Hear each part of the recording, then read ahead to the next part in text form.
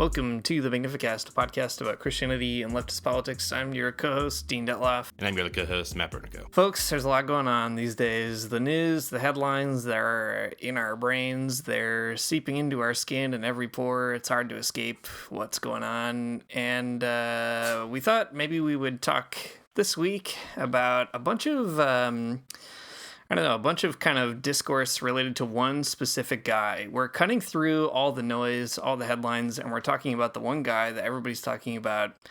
You know him, you hate him, Elon Musk, and what to do about him. I wrote an article for Sojourners about Elon, so we thought that was a good excuse to spend some time talking about him.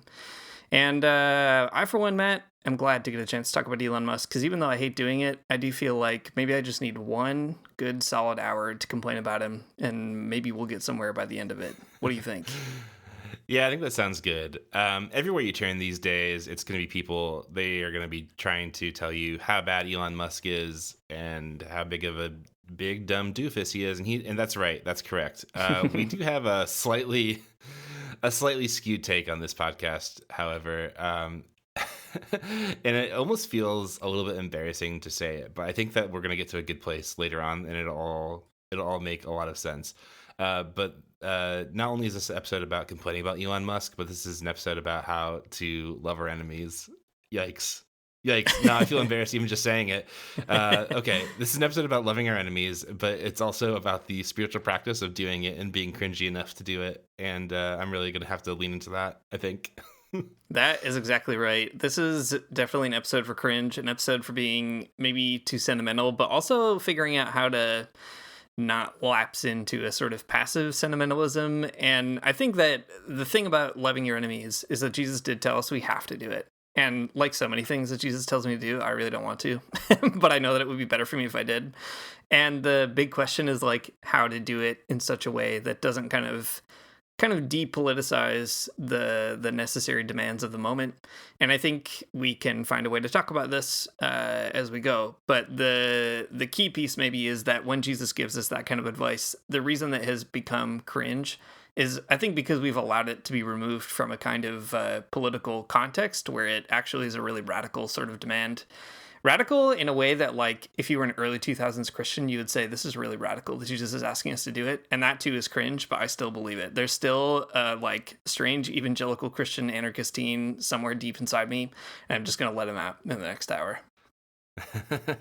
Yeah, it is a hard thing to embrace. You look at the state of U.S. politics, and I'm looking through a very long telescope across the ocean right now, but it is pretty bad, I would say. Lots of violence, lots of, the suppression of democracy, all kinds of anti-labor stuff going on, blatant, white supremacism running rampant.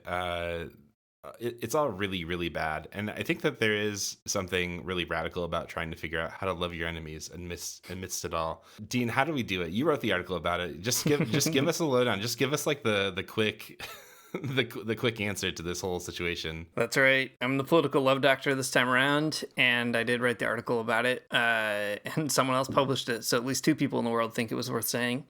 I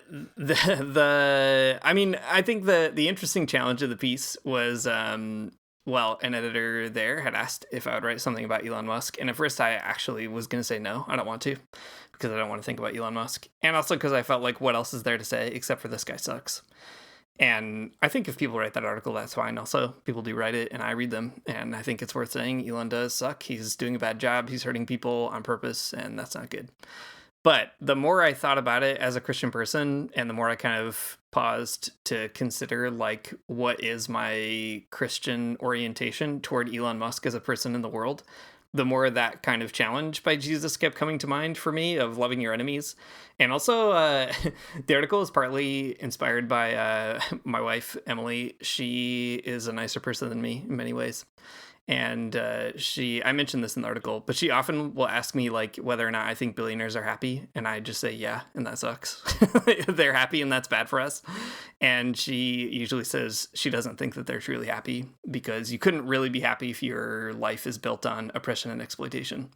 And just like when Jesus says things to me that I don't like, but I know is good for me, I initially kind of resist that, but I think that she's probably right.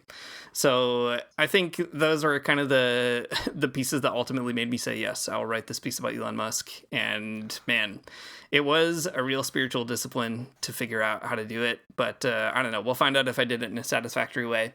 I'll give you the hot take of it, Matt, and then maybe we can parse it out and find out where we go.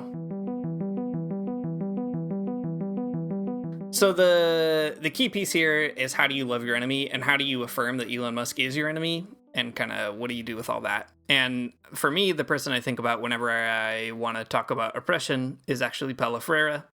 I guess, I don't know, we haven't talked about him on this podcast in a while, so maybe it's worth saying something briefly about him. He was a Brazilian Christian educator. He came up with a theory that is sometimes called critical pedagogy, for better or worse. But basically, it's a kind of way of thinking about how people learn, but with a kind of explicitly political angle to it. It's a sort of education for the purpose of liberation, and he wrote a book called Pedagogy of the Oppressed. And in that book, he has a lot to say, not only about education, but about things like revolution and dialogue and lots of other stuff. And he has a really cool sort of angle in that book on these dimensions. He says, well, he puts it this way, and I quote part of it in the piece. He says, paradoxical as it may seem, precisely in the response of the oppressed to the violence of their oppressors, that's where a gesture of love may be found. Consciously or unconsciously, the act of rebellion by the oppressed can initiate love. Whereas the violence of the oppressors prevents the oppressed from being fully human, the response of the latter to this violence is grounded in the desire to pursue the right to be human. As the oppressors dehumanize others and violate their rights, they themselves also become dehumanized. As the oppressors fighting to be human take away the oppressors' power to dominate and suppress, they restore to the oppressors the humanity they had lost in the exercise of their oppression. And then the kicker is where he says, it's only the oppressed who, by freeing themselves, can free their oppressors. And I think that is kind of the angle that spoke to me, right? That what does it mean to say that Elon, too, is sort of a victim of his own success, a victim of his own oppression, not in a way that makes him, like, I don't know, more of a victim or more oppressed than the people whose lives he's ruining. But it's a sort of recognition that a society based on exploitation and violence is one that also dehumanizes people who are on the active end of that relation. So anyway, that's the kind of pitch, is that the only way to really love Elon Musk as an oppressor is to find a way to remove him from his ability to oppress other people. And that means we should be protesting him and building a movement that can get him removed from those kinds of powers. We'd be doing Elon a favor if we got him out of the government, out of his position as a CEO. If he wasn't a billionaire, he'd be better off. And that's how we should love him best. How does that sound, Matt? I think that makes a lot of sense, actually. There's something counterintuitive about it all. There's something that I'm sure will rub people the wrong way about the whole thing. It is far easier just to be like, this guy sucks ass and like whatever, I hate him. That's fine. I understand I understand that feeling, and it is easier to be like that. But I think there's something more productive about this particular relationship. Something cool about Freire that I always like is that he really focuses on the power that dehumanization can have on people, both politically and sort of like, I don't know, spiritually, I suppose. Maybe that's not exactly the right word, but you know, when we're talking about oppression, we're talking about the dehumanization of a group of people by another group of people, right? And it's an interesting insight, though, to be like, well, the goal is not to reverse it. It's not just to say that, like, well, the people who are being oppressed should actually become the oppressors. It's actually something different, right? It's about the people who are oppressed to do something else, to go through the process of liberation. He says elsewhere in that same bit that you were reading from earlier, just maybe a few paragraphs down, he says, if the goal of the oppressed is to become fully human, they will not achieve their goal by merely reversing the terms of the contradiction, by simply changing poles, right? So there's something that is actually maybe a little bit challenging to even Marxists in this type of thinking too, that it's not just about like a dictatorship of the proletariat, or maybe it is, but it's about a really specific type of one, right? Where we're not just like changing who's on top, but it's about a transformation of the relationship between the oppressor and the oppressed. And I think that's pretty powerful. Yeah. And I think, I mean, we're pretty far away from a revolution of the kind that Ferreira is talking about. I mean, I don't expect it to happen anytime soon. The sort of like total liberative, transformative sort of vision that he has is far down the road. But I think the piece of wisdom that's really present in what Ferreira is saying is that liberation is also a kind of liberation from our own, like, I don't know, resentments and hatreds. And I think that is really interesting because the more I wrote this piece, the more I was researching Elon Musk. And man, this is a guy who is like, talk about cringe, just an extremely cringy person to interact with or look at in any respect. I came up with a few sort of examples of why or how I think that Elon is, I guess, like slowly degrading himself by virtue of his position of power. I'll hit you with a few, Matt. Yeah, okay. Okay. One thing about Elon is that he posts 100 times a day on X, which I think is crazy. And you might say, like, he probably has a team of staff who tweet for him or post for him or whatever, and maybe he does, but I would definitely believe that he does a lot of it himself. And the wild thing about it is the social media platform that he does own artificially inflates the reach of his own content. So, like, Elon, he's posting more than anybody else, and then also his own kind of staff are like, we better make sure that everybody's seeing this stuff. It's so important that they hear his great wisdom or whatever. So that's one example. Another one, he wants to be perceived as one of the best players in the world of Diablo 4, which I think is extremely funny for a lot of reasons. And like, I don't know, maybe he is fine at that game. Who cares? Not me. But a lot of players have had suspicions that he pays other people to play that video game for him, which I think is very funny. Again, just like throwing your money around so that you win the like nerd cred of a handful of people you've never met on the internet. What a weirdo. And lastly, just one other example here. I was looking at like stuff from before he was in this position as the head of Doge, already a very cringy name for an office on purpose. And there are several articles of commentators trying to like explain that he obviously wants to be liked as a person who's very funny. That's like a big thing for Elon. He's always cracking jokes. He wants to show that he knows about all the big memes. But his jokes often fall flat. There are several articles that just kind of rehearse like a series of public appearances where he tries to tell a joke and nobody laughs. And man, it is like the kind of thing that starts to humanize someone where you're like, wow, that is rough, my guy. I mean, I don't care how much money you have. It's tough to be the only person not laughing at your own joke, which I can say from experience. So yeah, all that to say, the kind of like picture that emerges of Elon, I think this is not a very revolutionary thing to say, right? The internet loves to point out that Elon is extremely cringe, and he embarrasses himself at every turn. And I think that like whatever, that's fine. It's like fine to be satisfied with the kind of scraps of like resentment you can have toward the ruling class. But I think what's really like what emerged for me writing the piece was that I did suddenly find myself being like, man, this person is not feeling great in the world, and that is definitely owing to the fact that money doesn't buy happiness, I guess, as the old saying goes. Yeah, there's probably a lot of other stuff we can point out too about Elon Musk and his life. He's estranged from his kids and all kinds of other tense stuff there going on between he and his daughter, and I don't know, there's a lot to say, and it is, like you said, I think very sad, very pathetic, and indicative of somebody who is at best posting through it and at worst, like, I don't know, probably on the verge of breaking down generally. Yeah. When you put it in that context and you humanize somebody a little bit, even though in so doing humanizing, you're also pointing out how of a big freaking doofus they are. It is like someone should stop this person. Exactly. Like, desperately. So this is kind of a divergent idea, but maybe something that is illustrative of the kind of thing that we're talking about.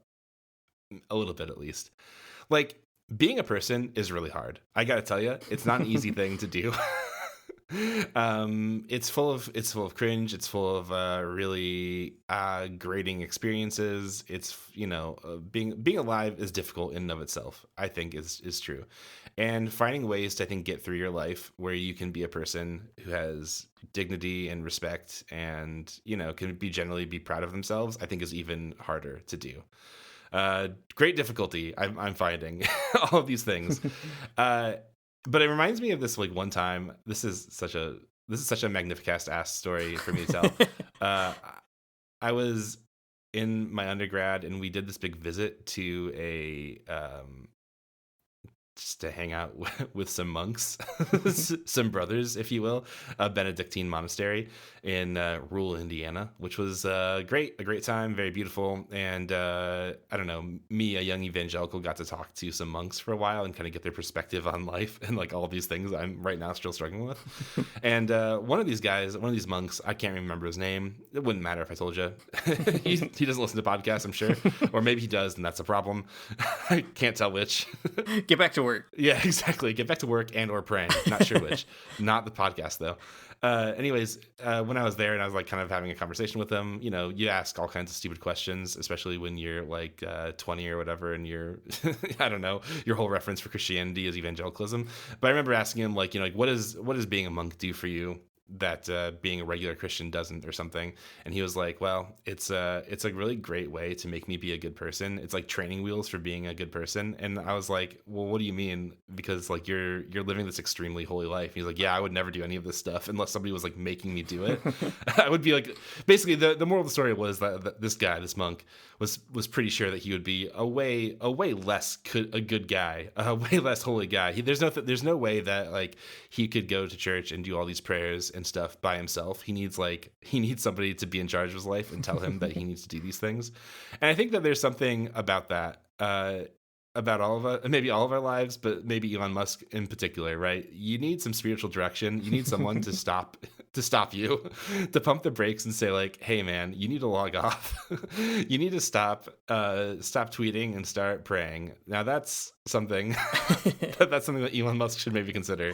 I mean, whatever. If it's not praying, that's fine. He doesn't have to pray. I'm not suggesting that he become a religious person, because I think at this point that might even be worse for Elon Musk. But what I am saying is that there's something really important about there being a force in your life that can stop you from doing the worst things. To stop you from fully engaging your darkest desires of posting 100 times a day. That's right. The abbot would never allow that to happen, and I think that is a pretty good argument in favor of monasteries for sure. Although I'm not going to go. I'm going to keep posting. Sorry to say. No, I think it's fine. Yeah. I mean, I'm not that bad of a person. I feel like I would be, I could definitely attain that sort of spiritual perfection were I in a monastery, but I think I'm doing pretty good, as good as I need to, I think. That's right. I don't know. Yeah, I agree. I'm definitely not aiming to be that holy, just kind of passively holy. I would like to be sort of a D average Christian by the time I get to the pearly gates. Whatever gets me over the line is kind of all I really need. Don't tell my priest I said that. Okay. So I guess the point here is, Elon, he said to Joe Rogan, fellow podcaster Joe Rogan, a guy that we see all the time at our podcast parties, and don't worry, we tell him that he's wrong. But Elon was on his show, and he said famously, this has been going around a lot, I'm sure you've seen that already, that the fundamental weakness of Western civilization is empathy, which he said is a bug in Western programming. And the irony here is we're trying to cultivate a little bit of empathy for Elon Musk, and maybe not too much. Maybe we're also not doing a good job of it, because mostly we're just pointing out that he's, I don't know, hard to look at. A huge asshole. Yeah. You're right. But I do think that there's something to it, right? I think it is important to cultivate some kind of empathy for Elon, not because he deserves it or because he has earned it or because he's, I don't know, uniquely shameful or something like that, but because there's something about Christianity that kind of I guess demands that you do that spiritual hard work. It's okay, we were talking about building your big Christian Gundam last time. This is a piece of Christian technology that does something to you in a way that is really challenging and that I find counterintuitive. I guess it's kind of like building the monastery in your head, to choose another example or another kind of mix a lot of metaphors together here. No, it's building the Gundam. We're not changing. We've done too much. Okay, you're right. We should really just stick with one. But it's that kind of demand to love your enemy, to cultivate some kind of empathy for your enemy, I think is a sort of technology that we have to use as Christians. And it does something to us that's unique and different. And I think for most Christians, that's kind of where it ends, right? Like, I think a lot of liberal Christianity in particular kind of boils down to being like, well, I might hate Elon, I might not like what he's doing, but like at the end of the day, he's still a person. And that's kind of the spiritual victory that you have. And it's like, right, it's kind of a consolation prize in a certain sense. It's like you might not be able to change the material conditions, but at least you don't stoop to their level, or when they go low, you go high, or you kind of have some consolation of being like, I don't know, I'm spiritually on a healthy path as opposed to this unhealthy path. And before we go further, I think that there's a grain of truth to that. Like, I do think it is healthier to cultivate that kind of empathy, even though it sucks and it's hard to do.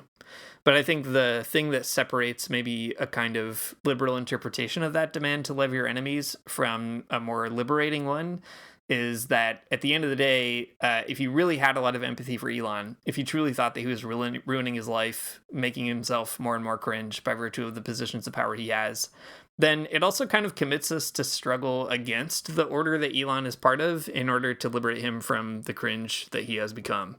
And that's kind of the crux of the article, right? Is to be like, what would it mean to love Elon? It wouldn't mean only cultivating a kind of empathy for him, but also saying we want to, do him a favor, get him out.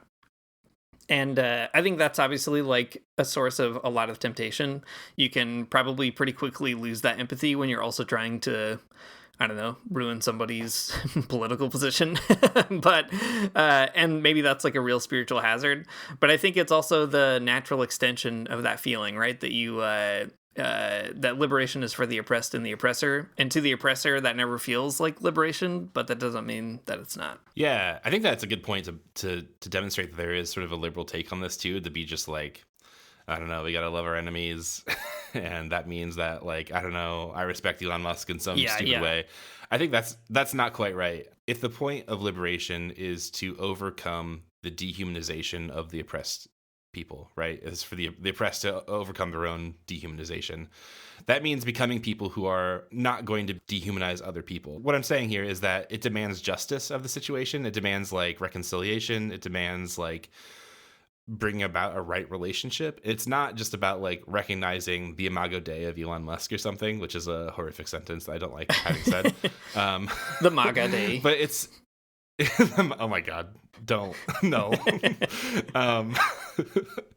But it's about changing the relationship altogether, erasing, overcoming, liberating, sublating the process of dehumanization, but also like fundamentally righting the wrong that has like come to pass. And I think that is the part that liberals probably can't get their minds around. Mm-hmm.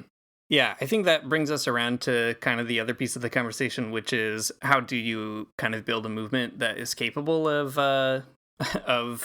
removing Elon from that position. Like I said, I don't think Ferreira's revolutionary movement is like around the corner in the US. And so what do you do in the interim? And the kind of, I guess the thing I settled on in the piece was to say, there are all these Tesla takedown protests. And they are spreading around the world. They're not only in the US, they're also in Canada, they're in Europe, they're in the UK. And the premise is that people are kind of getting together at Tesla dealerships and showrooms and, making it clear that Elon is not cool and that he's bad. And I think that, absent a revolutionary movement, those kinds of actions may not be like building the vanguard party, and there's probably criticism to make, but it does feel like they're having a pretty strong effect. I don't think, whatever, Elon's actions kind of speak for themselves, and people have understood that Tesla is becoming a toxic brand, probably without these protests in some respects, but the protests are obviously also giving it a shot in the arm. And in that sense, like, there is something kind of interesting. Like, they are working to some degree. Tesla stocks are like plummeting pretty hard. People are having a hard time selling their Teslas.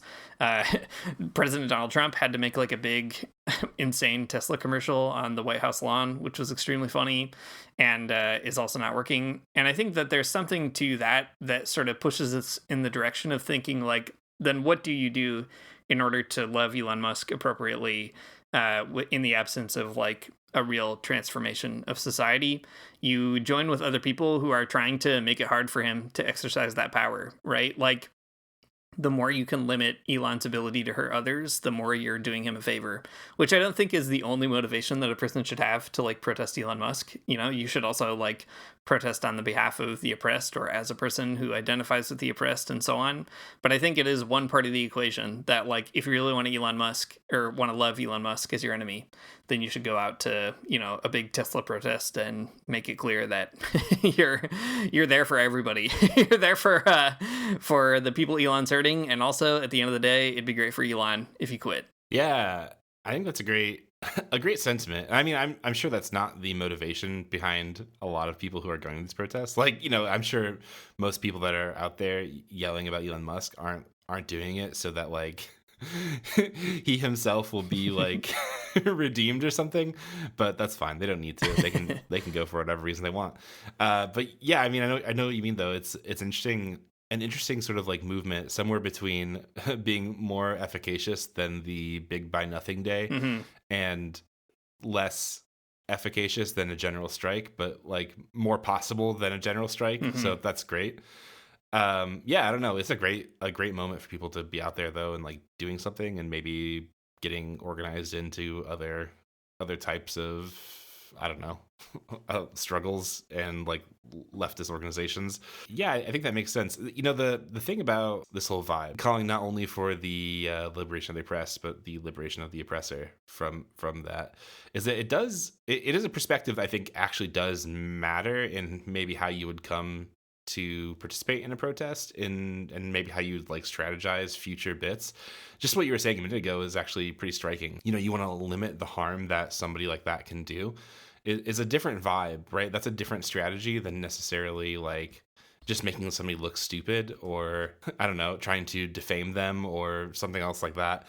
There's something like qualitatively different if that's your goal. Yeah, I think that's the thing is, I mean, who cares why people go out? I think there's lots of good reasons to go out. And I also don't think Christians have to go out with some kind of like, you know, predetermined like spiritual evangelical purpose. Yeah. Yeah, exactly. Like, you don't have to convert people to love Elon. And also, I don't think that Christians need to like, you know, say a rosary for Elon before they go to the protest or whatever. You know, like, I don't think that that's like the frame of mind that people should be burdened with.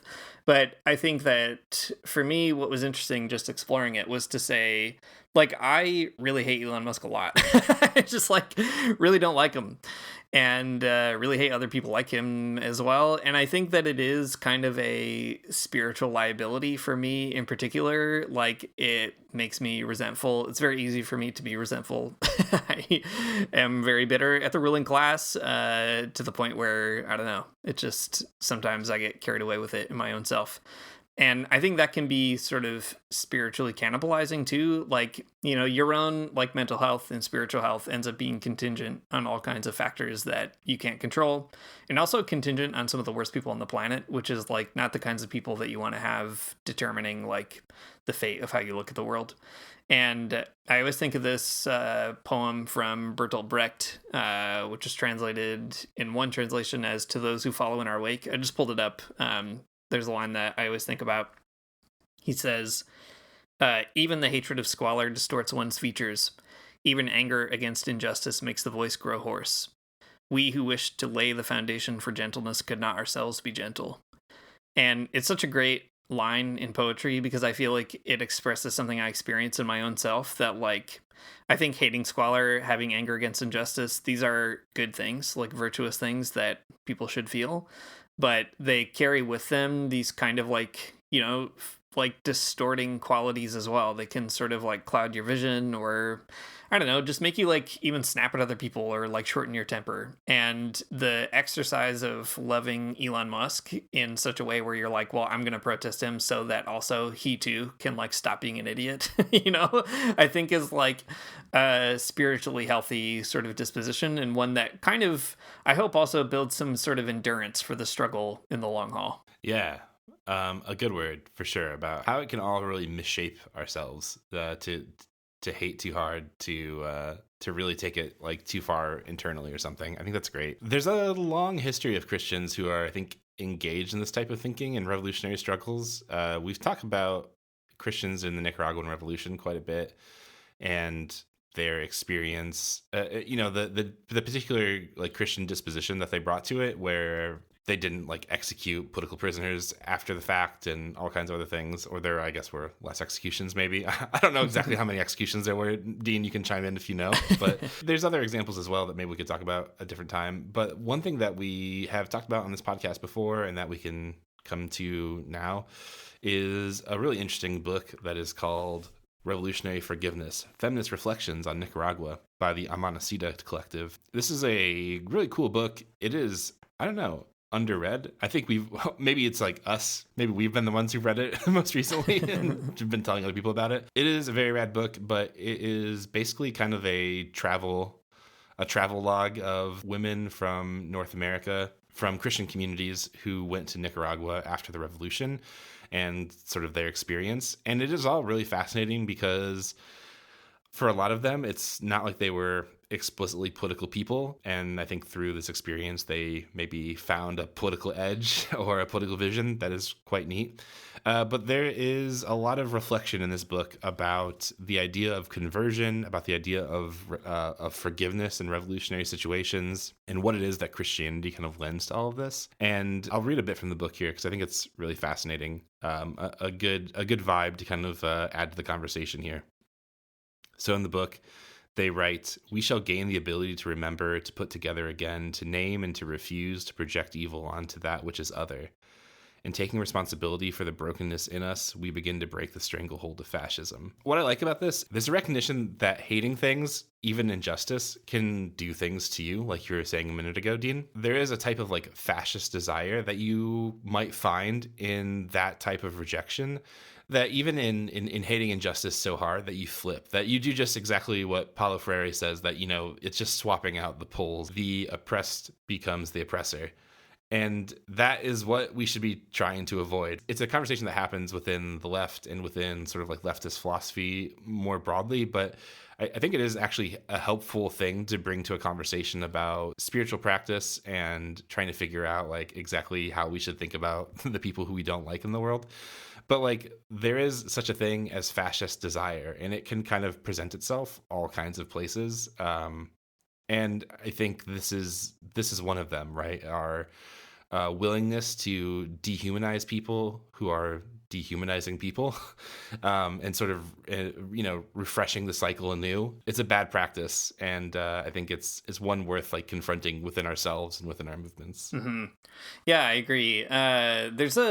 Speaking of the Nicaraguan Revolution, there's a really famous story about Tomas Borge, who was one of the revolutionary leaders, and also a Christian. And I've heard it told in a number of different ways. So I don't know. It like, I'm sure there is a version of it that is true, but exactly which one, who could say? But the crux of it, I think the kind of lesson of it is really what's important, what it speaks to the spirit of the Nicaraguan Revolution. Basically, Borge, he was captured at a certain point, and he was tortured for 500 hours, and the torture was like extremely brutal, and lots of pretty disturbing details about it in Borge's own writing. He has an autobiography. And at the end of that situation, after the success of the revolution, Borge became the Minister of the Interior, and he was touring a jail, and he found one of the torturers in the jail, one of the people who tortured him. And in the couple of versions I've heard, there's one where the torturer says to Borge, like, "You must be here to kill me." And there's another one where Borge is the one who recognizes the torture and kind of initiates the conversation. But in any case, The key is that this exchange happens where the torturer is expecting Borge to like exact his revenge now that he's in the position of power. And the quote that I have seen go around a lot is Borge says, "This is my revenge that I forgive you," and doesn't give him capital punishment because that was made illegal in after the Sandinista victory. And I think that is such a like instructive kind of piece. A lot of people attribute the banning of the capital punishment revolutionary I don't know, like sentencing after the victory of the revolution. People attribute that to the Christian element within the revolution. Famously, like after the Cuban Revolution, there were tons of killings of people, tortures, and so on afterwards. That's one way to do a revolution, I guess. But in Nicaragua, they decided to do something different, that in fact, they would sort of allow an opportunity of rehabilitation, even for those who are on the oppressor side of that relationship. And obviously, like when we're talking about protesting Elon Musk, this is not in any way, shape, or form to that same degree. But I think it's that spirit of like loving an oppressor too, and sort of, I guess, working out that Christian affirmation that every single human being is a person with dignity in some respect, no matter how much they cover it over by virtue of being very bad or denying the dignity of others. And I think that kind of principle, it comes through in all these various ways. Like it's an extreme in the scene with Borge and his torturer. It's a lot less extreme by just like going down to a Tesla showroom and like holding a sign that says Elon sucks or something. But I think that the principle is still there, and it does matter sort of how you enter into struggles with others. And that's just like one Christian piece that I think often, I guess I'll just speak for myself. It's a Christian thing that I often don't care to cultivate in myself. I'd rather just be like satisfied with hating oppressors and that's it. And I think also there's a reason for that. So much of Christianity is about loving your oppressors instead of recognizing them as oppressors. So there's a reaction against that I think is healthy. But at the end of the day, it's important to allow that to, take root in yourself in an appropriate way. Yeah, that makes sense. It is certainly something I don't cultivate maybe as much as I should. But there's something that you find in Freire and also in some of the other Christian thinking we've been talking about here too. The dialectic has to be resolved, right? That is, I mean, maybe that is a Marxist idea for sure. Though Marxists might think about it in different terms than even this. But like that resolution can be productive or unproductive, or I guess it can produce different things. But what all I'm trying to say is that like when you resolve that tension between oppressor and oppressed, like what are you doing and like what are you putting in its place? And Freire says that there has to be sort of like a new type of person to take that spot. I mean, that's the Che Guevara line too, right? There's like a new person that kind of comes into being through the revolutionary process. And I think that's a really important thing to recognize when we're talking about liberation. Like that is part of it. Like we're talking about class war for sure. Like undeniably, 100%. That is it, definitely. But also, it's not like class war so then you can make people like Elon Musk work a minimum wage job. Like that just can't be it. It's about a liberation of the whole thing, not just wage labor for people who are doing wage labor, but it's about the liberation of wage labor and the reconciliation of people who have brought that to you. And that reconciliation is important. Because if you're going to sort of rehash the same structures that have been done to you, then you're not really moving past it. That's not really liberation. That's not really resolution of the dialectic or whatever. You're not sublating anything. It's just sort of a repetition of violence, and I don't know, a hard thing to kind of get out of. Yeah, and I think I guess the question for Christians is, what does it really mean to like take up some of those old-timey Christian ideas about being like people who are in the world but not of the world, or sojourning through to the future kingdom of God? I think some of those themes, they can be very annoying, but there is a lot of radical potential within them. Like in heaven, I guess, in the kind of Christian tradition, in heaven is sort of the ultimate like resolution of those contradictions. Like you're not going to go to heaven and then there's some kind of, or the kingdom of God or whatever we want to say, the ideal version of of God's dream for human beings. Like it doesn't include capitalism, right? Like we know that it doesn't include class oppression or class contradictions. Nobody's going to be like struggling to survive in the kind of like imaginary future of Christianity, like when Jesus redeems the earth. And I think the question is like, if that's the case in the future, then what does that commit us to building here and now? And what I think is actually really revolutionary about the Christian idea of the afterlife, even with all its reactionary potential as well, is there's a kind of affirmation that maybe we can't solve all those oppressions or all those contradictions before we die, but like God definitely will not tolerate them existing. Like they are like eliminating those contradictions are a precondition for the kingdom of God, which I think is actually pretty compelling. And the key is to be like, I guess we shouldn't wait around for God to do it in the end, right? Like the kingdom of God is also here, it's within us, it's among us, all that kind of stuff. But I think there's something really like kind of like imaginatively helpful and inspiring about being like Christians have this dream of a world where all human beings are able to like cooperate together and not like, I don't know, not have their relationships mediated by wages and stuff like that. And to say, nevertheless, we live in this world and we want to build that other one. I think there's something kind of radical in that distance in particular. Man, I swear that there is an Acton Institute article out there that is making the same point that in heaven there's no class and there's no capitalism, but we're not in heaven yet, so we got to do a little bit of free market capitalism. I'm pretty sure that does exist. I think that we've read it on this podcast before in previous years, but I can't say for sure. Yeah. I appreciate it though. A good utopian horizon to function off of. I mean, it's great. It's great if you think it out sort of to its logical conclusion. In heaven, there's no capitalism because God wouldn't allow that kind of thing. So you gotta think that at least down here on Earth, it's probably not great either. It seems obvious. There is a funny thing. I mean, this is a little tangential, but also whatever. Here we are. We made it here in the conversation. There is a funny dynamic in the history of Christianity where, especially in medievals like in Augustine and Aquinas and others, where you get this sort of admission, or like at a certain point the theologians will throw up their hands and they'll be like, well, wouldn't it be nice if we didn't need all these particular things like armies and states and markets and all this stuff? But we live in a fallen world and it's a sinful world. And so these are kind of necessary evils. So you get that, for example, with Aquinas, like the state is basically bad, but you need it because we have to restrain all the evil in the world. And I think there's something really funny about that logic, because it's like, well, we know that it's not supposed to be this way, but nevertheless, we decide that we have to have it. And then we sort of spend all of our time as Christians, instead of remembering that it's actually very bad as an institution, Christians spend all their time being like, we need this really bad institution.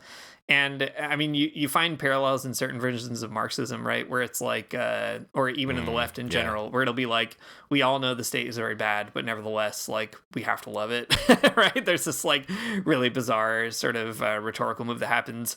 Anyway, I think it's a move that we actually don't need to do. That's my hot theological take. We can just say that it's bad and we don't want these kinds of things that are a product of the fall, and instead try to lean into that utopian vision. I guess that's my like medieval Franciscan bordering on heresy kind of opinion. There's like an anarcho Aquinas thought that you've got there. That's pretty interesting. That's right. Another thing you should not tell my priest, for sure. Hiding under a bush. Dean, let's recap. I feel like we've been so many places in this podcast. So Elon Musk is a guy that we don't like. He's the author of so much injustice in the United States right now. I mean, probably other places too. I mean, for sure. I don't need to hedge my bets. He's an author of injustice, period. There's an impulse within Christianity to love your enemies. It's in the gospel, you might even say. I might not say it. It is. It's just there. It sucks so much. But it is. So we have to kind of figure out how to square that. What does it mean to love our enemies? Especially when they are people who we do not love, who are extremely annoying. And how do we do it, Dean? Round it out here for us. I mean, if your enemy is an oppressor and you gotta love them, I think the only way to truly love them is to try to invest in a movement that is removing their ability to hurt themselves and others. I think that's how you love other people. I think that makes sense.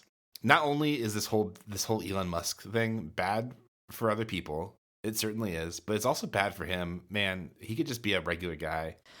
He could be a regular dad, and wouldn't that be great? He could play Diablo 4 and not even have to worry about being the best at it. He could just have fun. He could just have fun once his kids are all in bed, all 57 of them. They're all asleep, and now he finally can crack open his laptop and play his level 97 mage or whatever. I've not played Diablo 4, so I can't tell you. But that could be his life, but he's not doing it. Man, can you imagine? Okay, hang on, wait. Let's pause 1 second here. Yeah. Being a parent is extremely hard. I'm the first one to tell you that, lining up. But being a parent is so much better than being what Elon Musk is. I gotta tell you, to be a person who only can crack their video games open, who can only play Ghost of Tsushima after like 8:30 and your child's like actually asleep, it's way better than being the person who like makes everyone else's life miserable. So that's one thing to think about. That seems Elon right. Musk. I can't speak to experience. I'm gonna write him a letter. Yeah, that seems right. You should write him a letter. You should write him an extremely wholesome Christian letter, being like, "Have you tried just throwing a football around? Have you tried, I don't know, firing up Minecraft with your with all of your kids? Make a server and they can all be on there at once." Elon should just rebrand and become like a very wholesome, quiverful YouTuber. I feel like it would not absolve him of his sins, and he would still have lots of other problems, but he'd be more tolerable. I think that's true. Man, we've been talking so much about the spiritual practice. Maybe we can imagine for a minute what it would take for Elon Musk to be redeemed. So being the quiverful YouTuber, that would be great. It wouldn't be great. It would be acceptable. It would be acceptable and funny. I think he'd have to publicly accept that he's a giant doofus in some like really self-degrading kind of ways, though. Yeah, he really would. I guess that's really the next step. If we could sort of outline, I think this is what we need to do for Elon. If we could outline a kind of like pathway out, a sort of like report on like, here's what you could do and we'll help you make the soft landing, and then we could pitch it to him. I think that's what we need to do in the interim. For example, Elon, you got to go on TV. You have to blow up at least one Cybertruck. You have to say like, I'm truly very sorry and this sucks.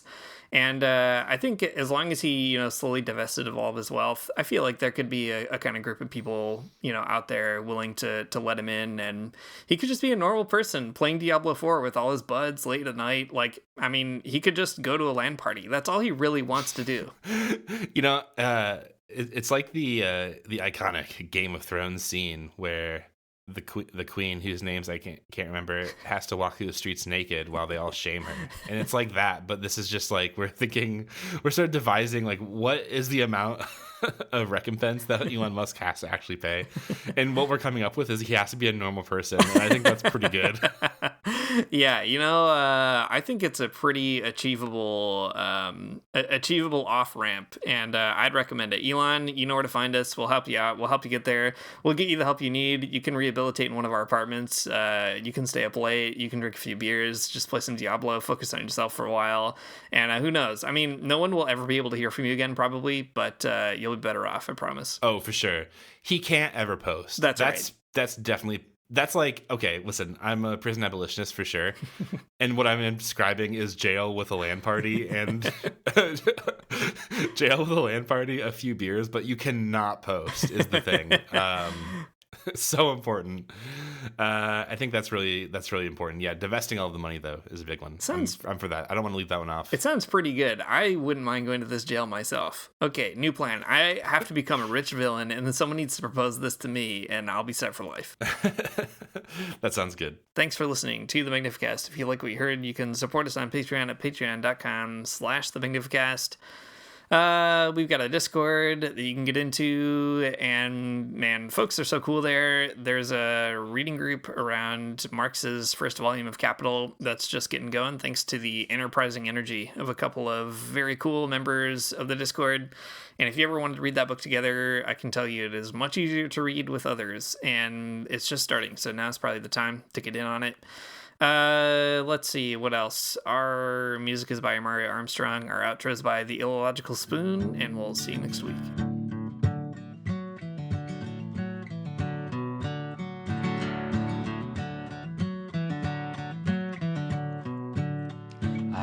Get up for church in the morning, souls alive. Heaven come to earth and there won't be no church. We'll meet down by the riverside.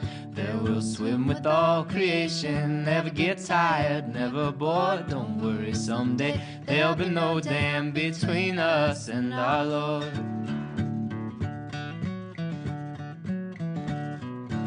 Jackson, you keep your hoods up.